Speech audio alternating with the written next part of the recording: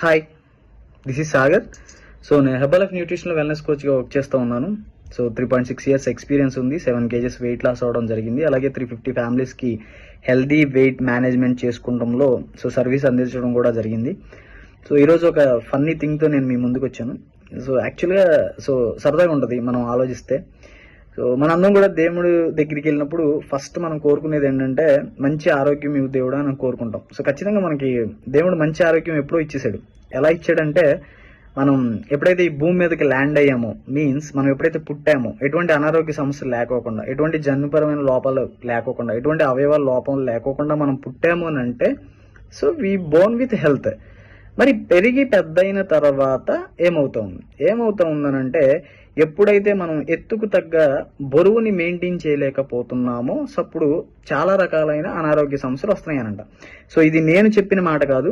So WHO ప్రపంచ ఆరోగ్య సంస్థ చెప్తుంది. సో ఈ ఎత్తుకు తగ్గ బరువుని మెయింటైన్ చేయకపోవడానికి గల కారణాల్లో ఫస్ట్ కారణం ఏంటనంటే, సో ఎంత తింటే అంత బలం అనుకుంటాం.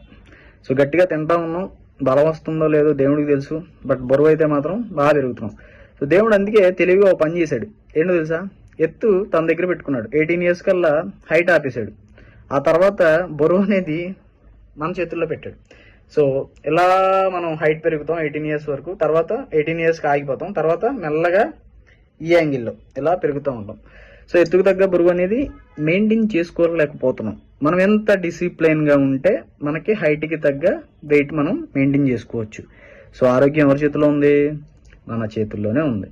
సో ఈ ఆరోగ్యం యొక్క మరిన్ని విషయాలు మీరు తెలుసుకోవాలని అనుకున్నా, సో మీరు ఎంత మీ హైట్ కన్నా ఎక్కువ బరువు ఉన్నారని తెలుసుకోవాలనుకున్నా, మీ BMI లెవెల్స్, మీ BMR లెవెల్స్, మీ హైట్, మీ వెయిట్ అండ్ మీ బాడీ ఫ్యాట్, మీ visceral fat, subcutaneous fat, muscle ఎంత ఉందో తెలుసుకోవాలని అనుకుంటే వి విల్ హెల్ప్ యూ.